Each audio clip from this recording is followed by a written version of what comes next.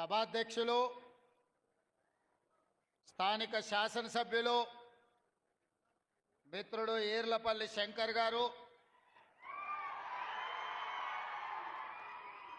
కార్యక్రమంలో నాతో పాటు ముఖ్య అతిథులుగా పాల్గొన్న పెద్దలు మాజీ మంత్రివర్యులు శాసన మండలి చీఫ్ విప్ మహేందర్ రెడ్డి గారు, ప్రొఫెసర్ కోదండరామ్ గారు, మీ బిడ్డ మీ గౌరవం ప్రొఫెసర్ హరగోపాల్ గారు, అదేవిధంగా మాజీ శాసనసభ్యులు ప్రతాప్ రెడ్డి గారు, భీష్మదేవ్ గారు, వేదిక మీద ఉన్న పెద్దలందరూ, సైబరాబాద్ కమిషనర్ గారు, రంగారెడ్డి జిల్లా కలెక్టర్ గారు, జిల్లా స్థాయి నాయకులు, మండల స్థాయి నాయకులు, ప్రాణ సమానులైన కాంగ్రెస్ పార్టీ కార్యకర్తలందరికీ కూడా మనస్ఫూర్తిగా ధన్యవాదాలు, కృతజ్ఞతలు తెలియజేస్తున్నా. 3-4 రోజుల క్రితమే నిర్ణయమైన మొగిలిగిద్ద గ్రామ ప్రతిష్ట తెలంగాణ రాష్ట్రానికే ఒక్క గౌరవాన్ని తెచ్చిపెట్టిన 150 సంవత్సరాలు పూర్తి చేసుకుంటున్న పాఠశాల.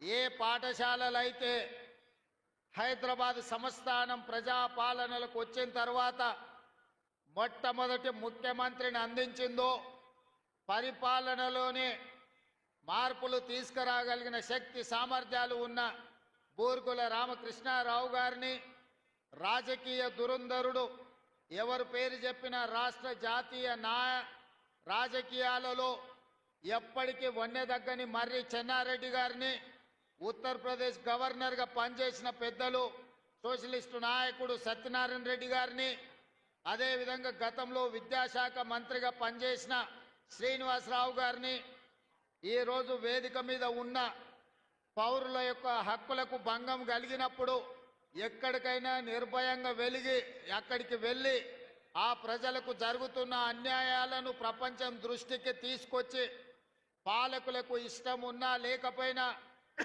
ప్రజల యొక్క హక్కుల కోసం కొట్లాడే పెద్దలు హరగోపాల్ గారికి, వీళ్ళందరినీ కూడా ఈరోజు ఈ కార్యక్రమానికి ఆహ్వానించి ఇంత పెద్ద కార్యక్రమాన్ని ఏర్పాటు చేసినందుకు మిమ్మల్ని అందరినీ మనస్ఫూర్తిగా అభినందిస్తున్నా.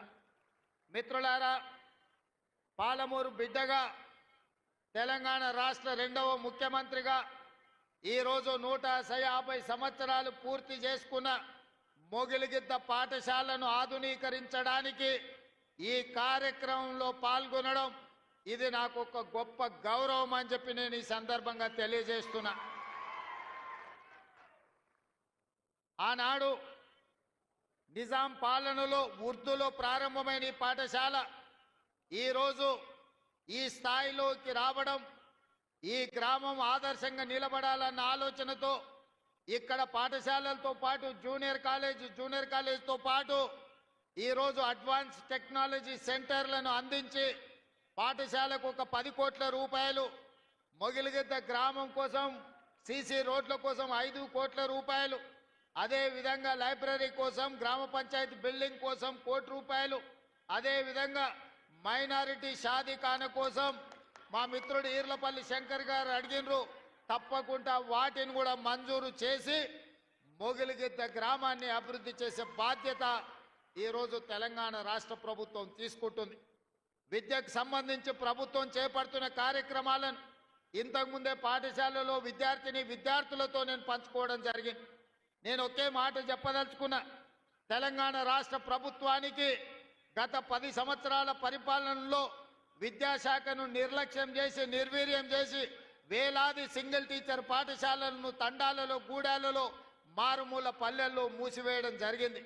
యూనివర్సిటీ వైస్ ఛాన్సలర్లు కానీ, అధ్యాపకులను కానీ, ప్రొఫెసర్లను కానీ, అసోసియేట్ అసిస్టెంట్ ప్రొఫెసర్లను కానీ నియమించకపోవడం వల్ల ఈరోజు కాకతీయ, ఉస్మానియా లాంటి యూనివర్సిటీలు ప్రతిష్ట కోల్పోయి ఈరోజు విద్యకు పేదలు దూరమయ్యే పరిస్థితి వచ్చింది.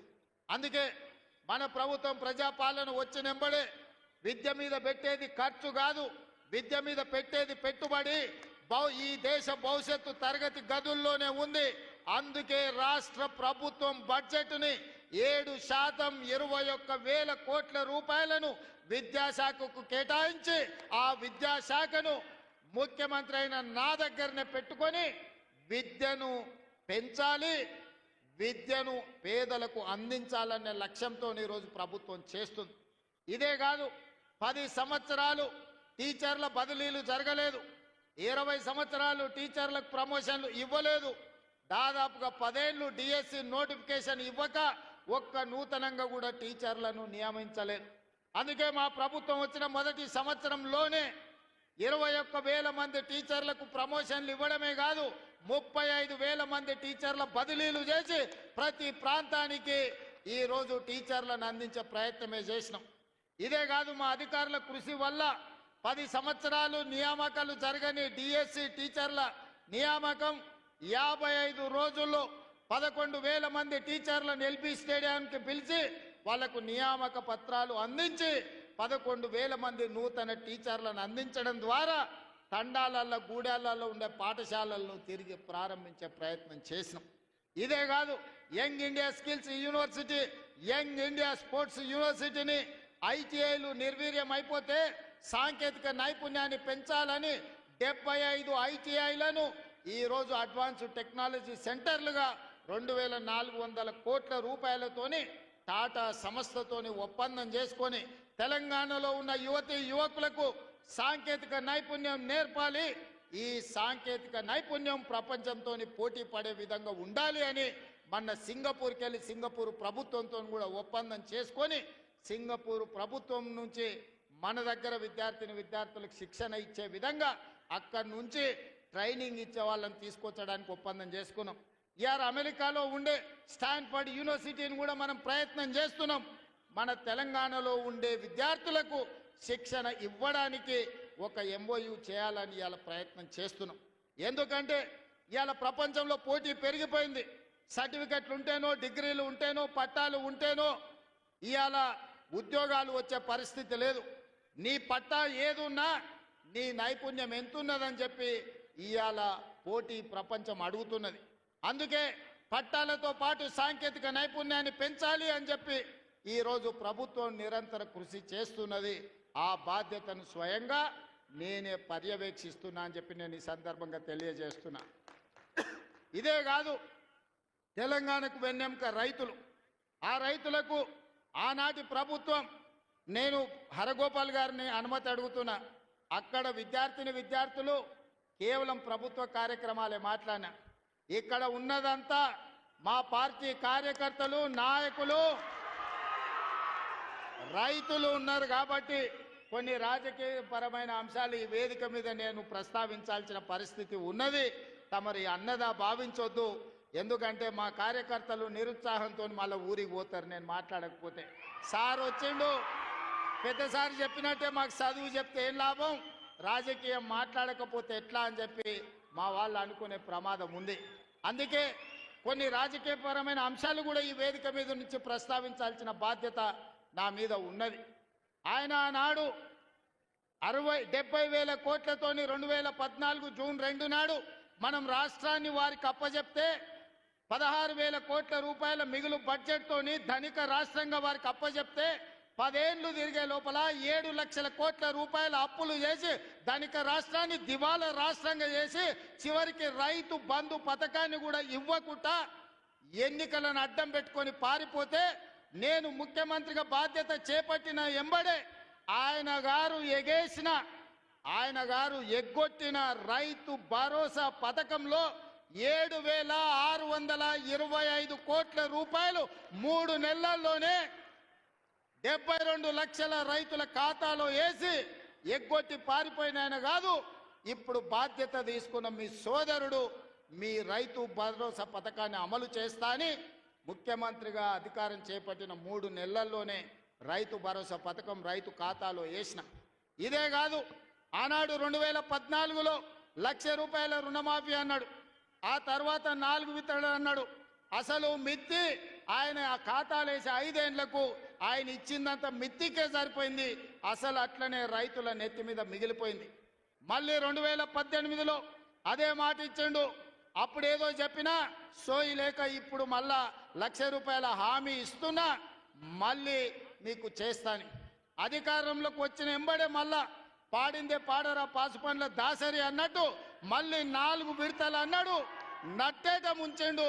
చివరికి ఆయన 2014 నుంచి 2023 డిసెంబర్ వరకు ఆయన రైతు రుణమాఫీ చేసింది 18,000 కోట్ల రూపాయలే. 2018 నుంచి 23 వరకు 11,000 కోట్ల రూపాయలు రైతుల ఖాతాలో వేస్తే అందులో 8,500 కోట్ల రూపాయలు మిత్తికే సరిపోయి ఆయన చేసిన రైతు రుణమాఫీ నికరంగా 3,000 కోట్ల రూపాయలే.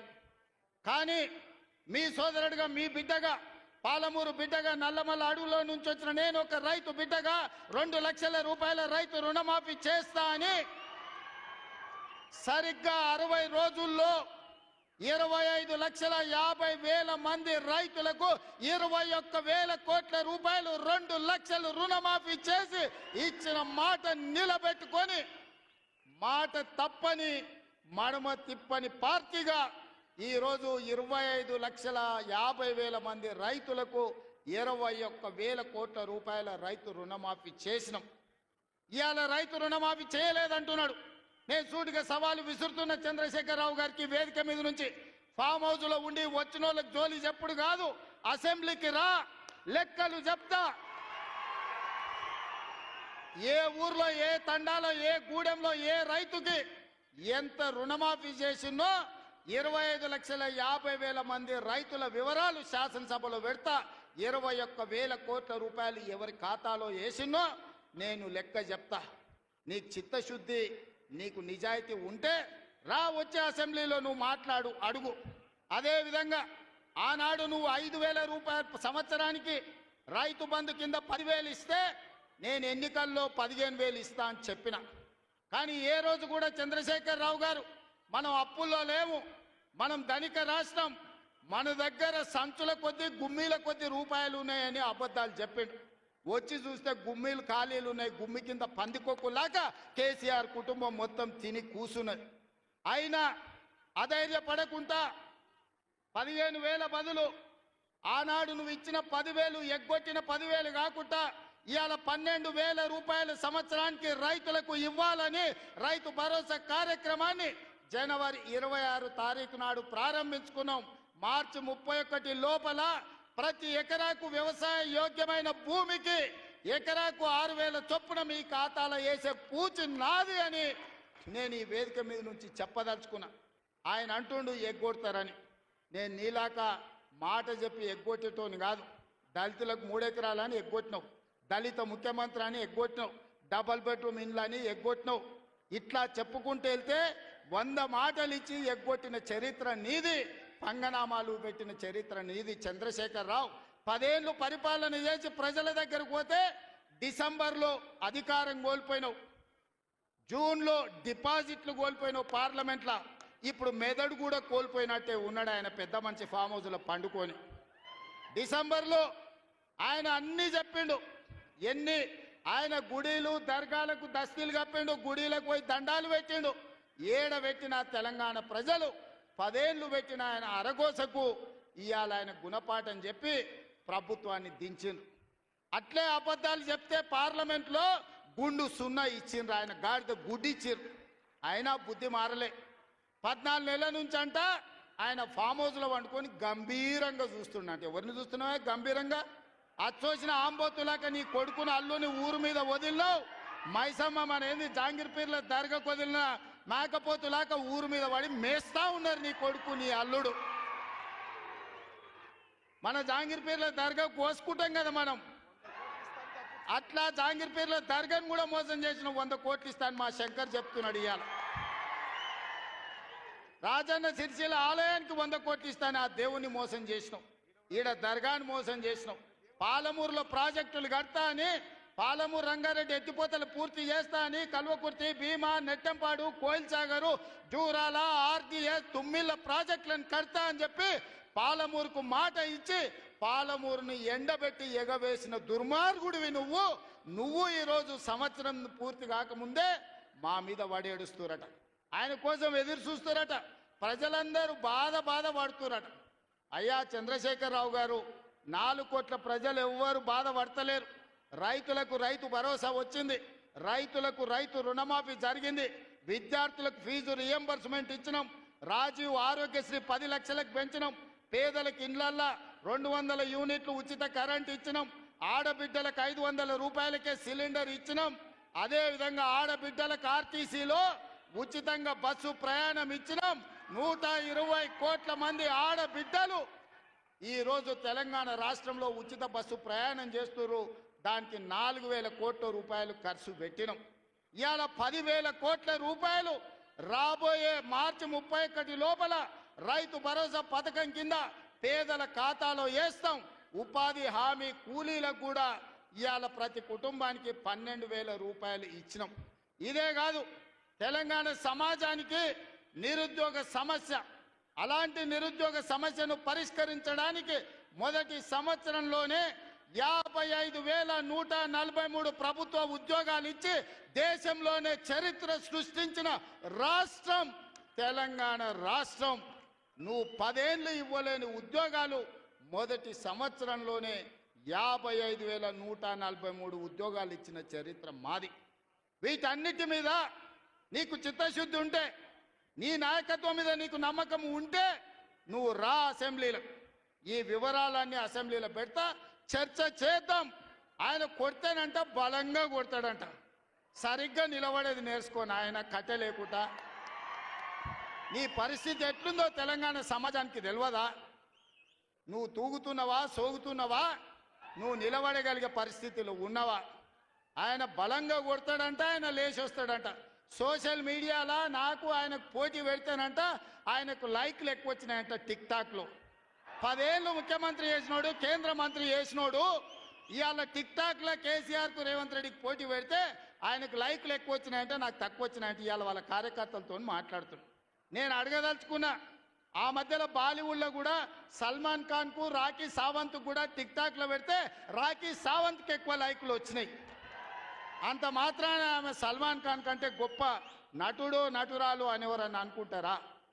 ఇవాళ చివరికి ప్రజలు తిరస్కరించి ప్రజలు డిపాజిట్లు జప్తు చేస్తే ముఖం జల్లక ఫామ్ హౌస్లో వండుకున్న చంద్రశేఖరరావు సోషల్ మీడియా టిక్టాక్లో నాకు లైక్లు వచ్చినాయని చెప్పుకునే పరిస్థితికి వచ్చిందంటే ఆయన మానసిక పరిస్థితి ఎట్లుందో తెలంగాణ సమాజం అర్థం చేసుకుంటుంది.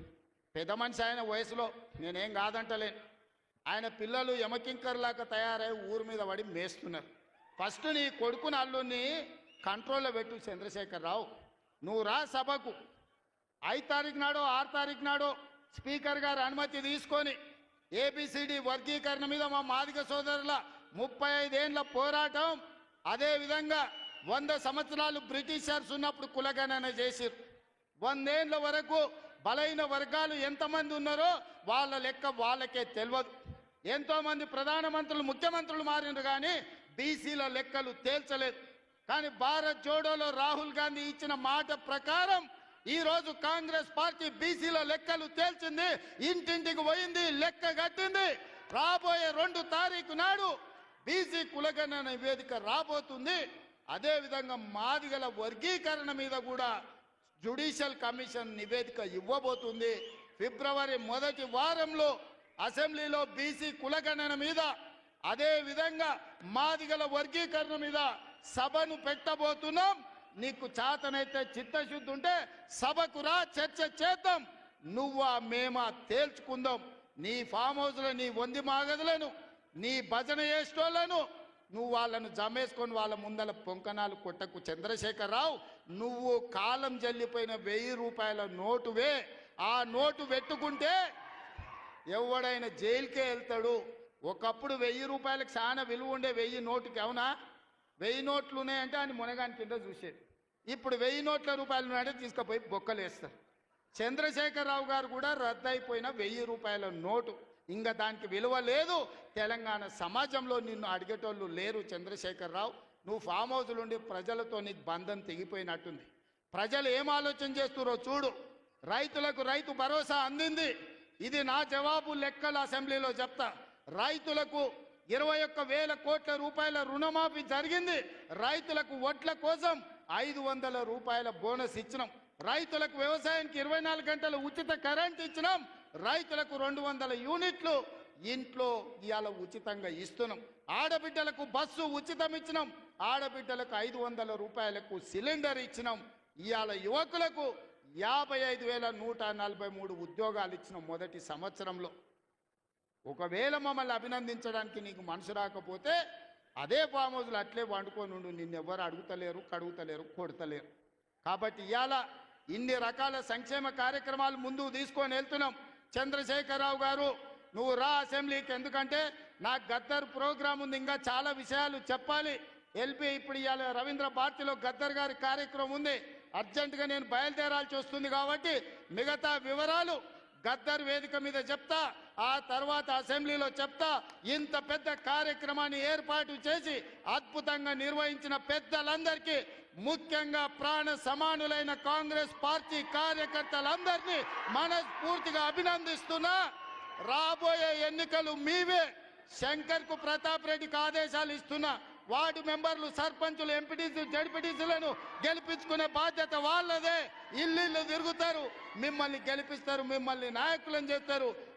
గ్రామాన కార్యకర్తలకు నా విజ్ఞప్తి, రేపు సర్పంచ్, ఎంపీటీసీ, జడ్పీటీసీ ఎన్నికలు 100% మనం గెలవాలి అని తెలియజేస్తూ మీ అందరి దగ్గర సెలవు తీసుకుంటున్నా.